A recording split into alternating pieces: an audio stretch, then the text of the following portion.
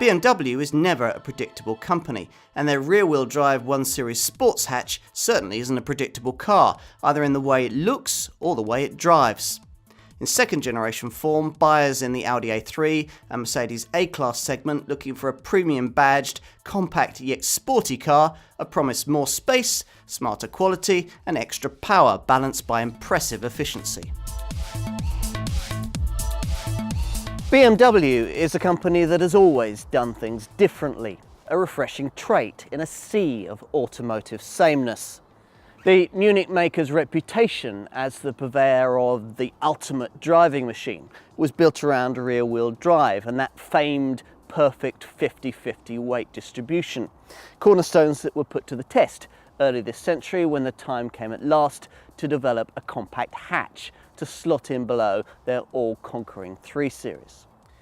Compact hatches are packaged so tightly that they can only really be front-driven, or at least that's what everybody thought until BMW bought out the 1 Series in 2004. They're also fairly conventionally styled, a concept this car again turned on its head with unique, unconventional looks that offered a real alternative to cars like the Audi A3, Volvo C30 and the Mercedes A-Class. Both these unique selling points were retained when, with 2.2 million global sales on the board, the time came to launch this car, the second generation 1 Series Sport Hatch, in the autumn of 2011. But much else was different and needed to be to face down the challenge of all new versions of key rivals like the Audi A3 and the Mercedes A-Class. The old one's cramped rear cabin and ugly duckling looks weren't going to cut it against such as these. Its engine efficiency figures would have looked disappointing, its interior cheap, all of these being reasons why throughout its life the original 1 Series was continually outsold in the UK by its pricier 3 Series stablemate. This improved version claims to have thoroughly addressed all of these issues, being bigger, smarter, higher tech and more efficient. It's going to have to be if it's going to be able to take on an even tougher set of rivals and continue to account for a third of all BMW's UK sales. Let's put it to the test. Behind the wheel, everything has changed, yet nothing is different. It's all much more upmarket in here, but the basics of the design are as good as ever. As with the original 1 Series, you sit low, cocooned by a broad fascia and central transmission tunnel. As before, the wheel and the gear stick fall beautifully to hand and feel great to use. And you get one of those start-stop buttons that you find in sports cars to fire everything into life. And on the move, well, uniquely in this class, this car is rear-wheel driven, as are all BMWs, assuming of course you discount the Mini. Why, the Munich maker asks, would you ever want your front wheels to have to try and simultaneously perform the tasks of steering and deploying power?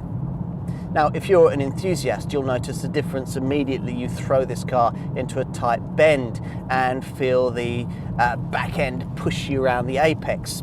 In the wet, if you're feeling brave enough, you can even turn off the dynamic traction control and let the back end slide out a bit.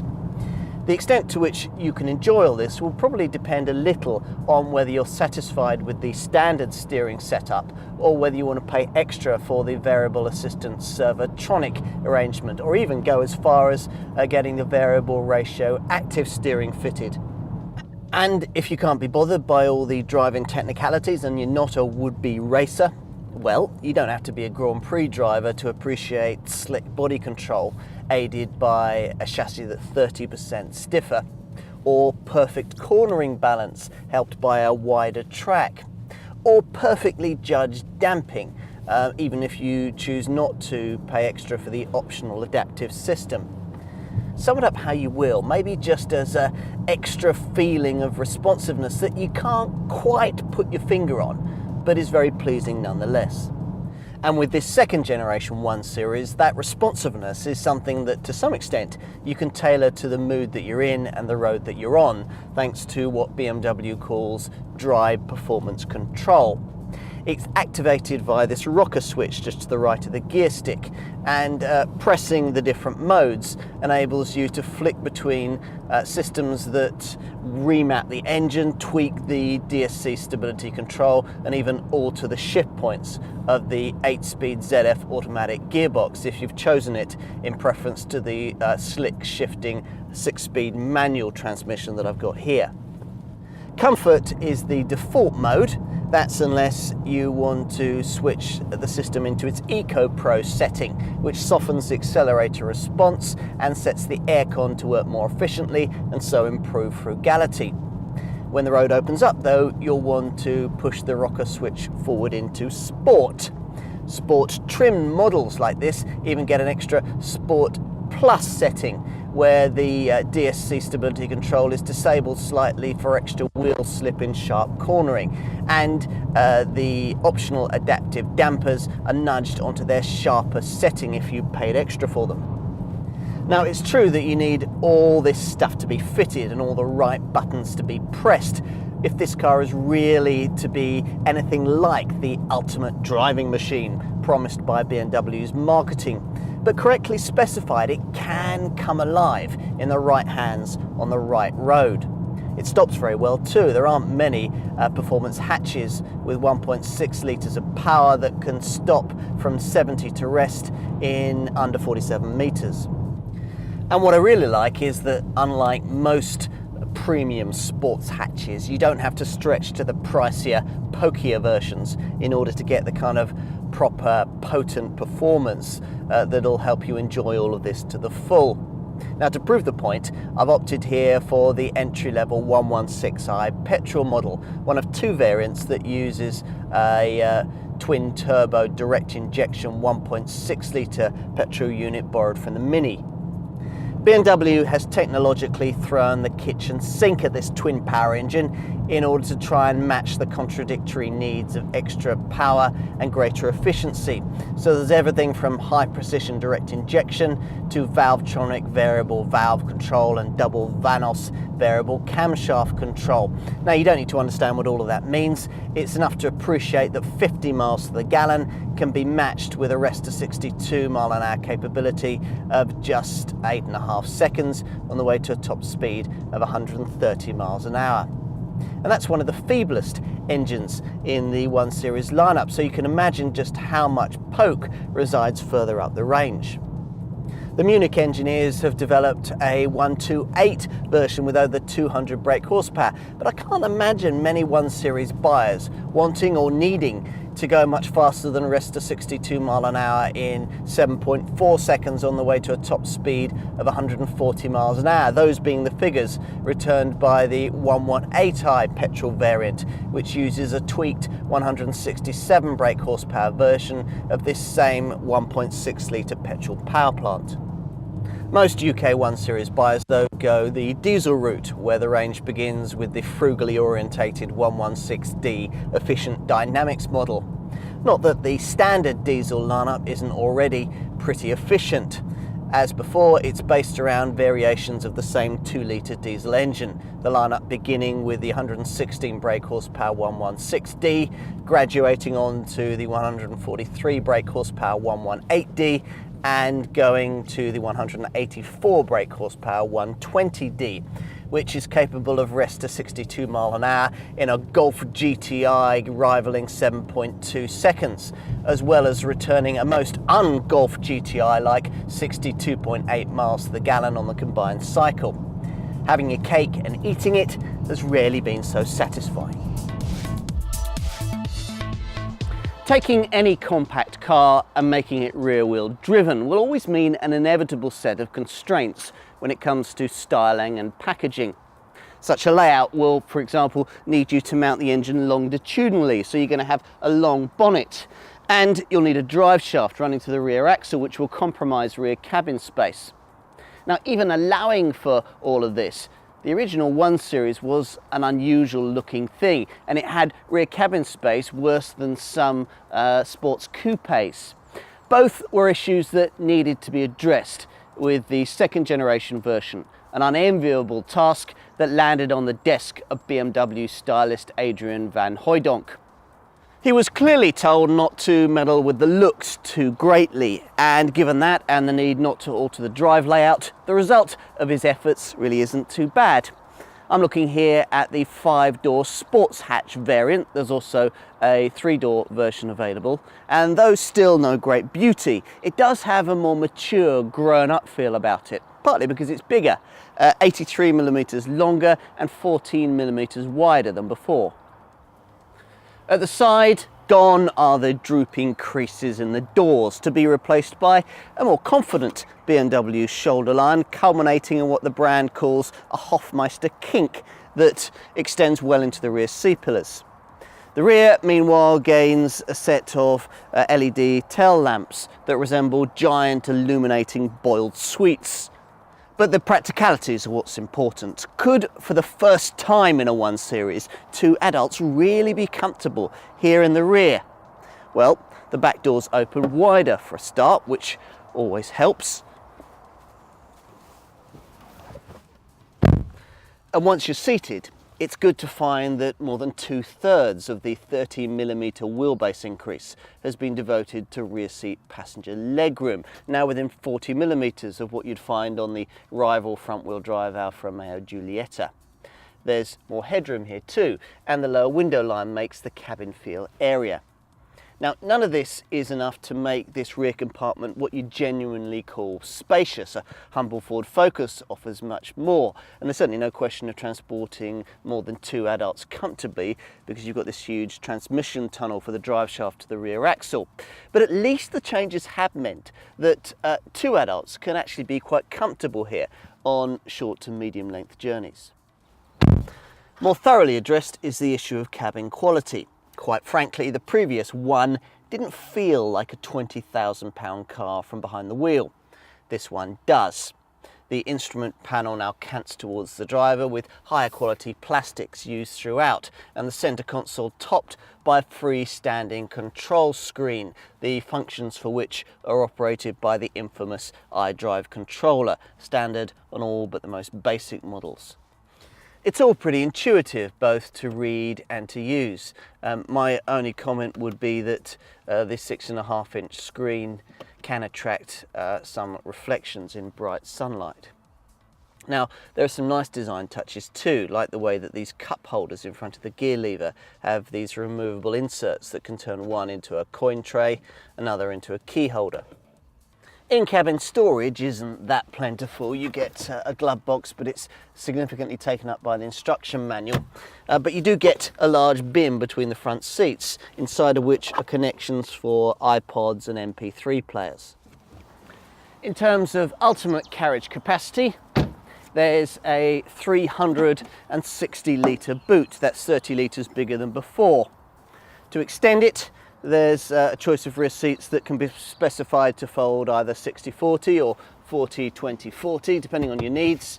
Flatten them and you can free up to 1,200 litres of fresh air. BMW has developed 3 and 5-door versions of this 1 Series Sport hatch, but we're going to concentrate here on the 5-door model in mainstream form, equipped with either the 1.6-litre twin-power petrol engine or the 2-litre diesel. Now, for such cars, you're going to need to be budgeting somewhere in the £20,000 to £25,000 bracket. As for compact hatchback premium badged rivals with a sporty feel, well, everyone will have their own perspective on this, I guess. The most obvious competitor is Audi's A3 Sportback, which undercuts this BMW by between £500 and £1,500 model for model, but offers less power in each case and less rewarding front-driven handling. A Mercedes A-Class is even less sporty, so to find a true match for this 1 Series, you're probably going to have to think outside the box a bit more. What about an Alfa Romeo Giulietta? 5 doors of Italian style at prices which will save you a couple of thousand on this BMW.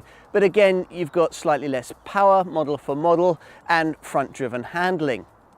The search for more power might lead you to look at something a little more unconventional, like Citroen's surprisingly desirable DS4 Sport hatch. Or if you're looking at a 3-door version of this 1 Series, you might also consider pokier versions of Volvo's C30.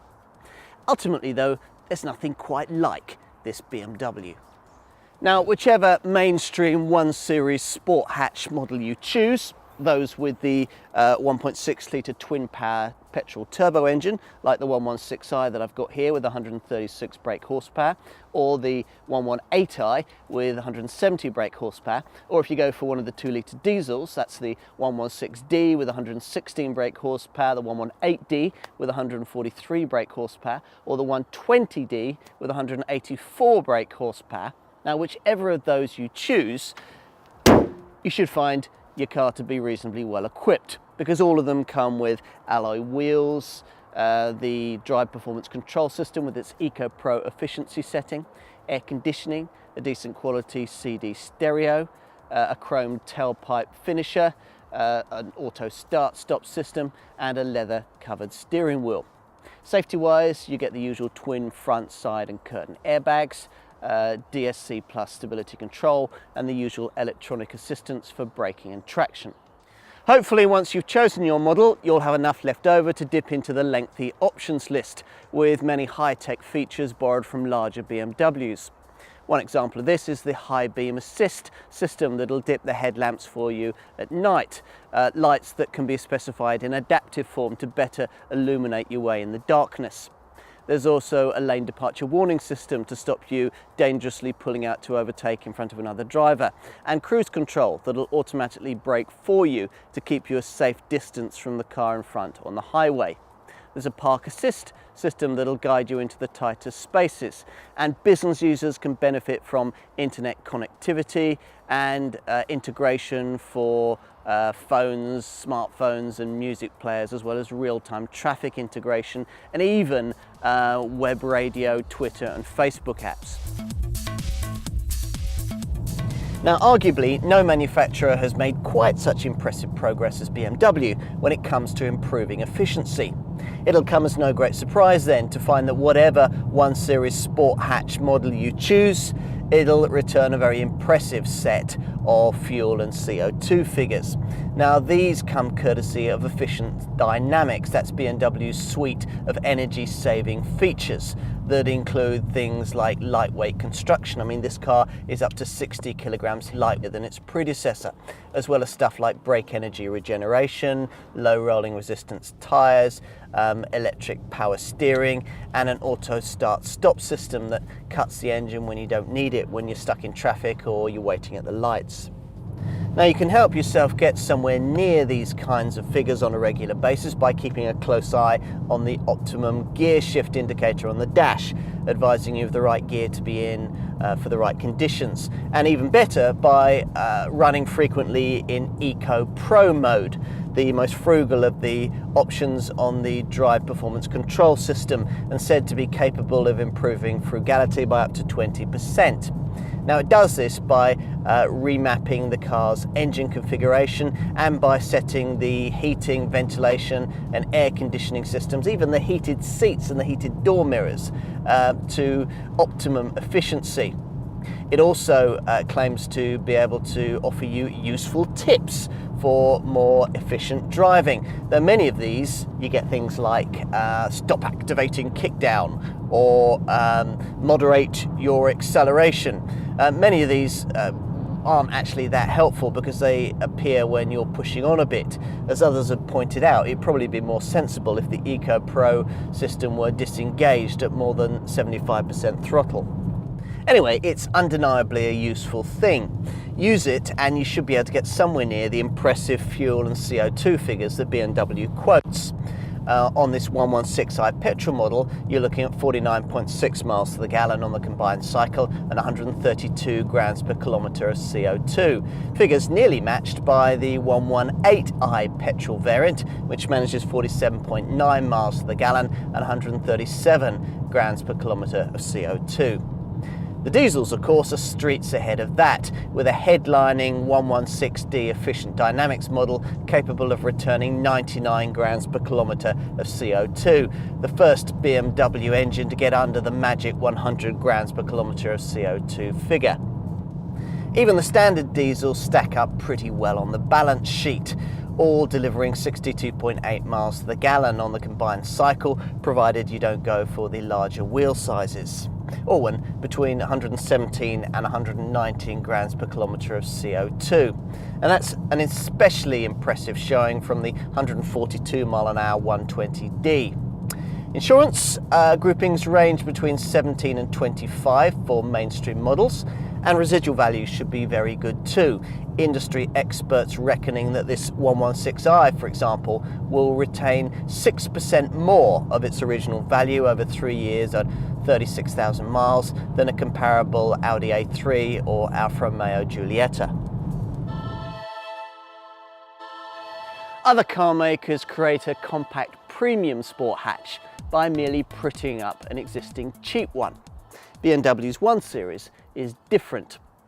Rear-wheel drive gives it a distinctive selling point, and it certainly still looks unique. Perhaps that's why 70% of its sales are to people new to the BMW brand.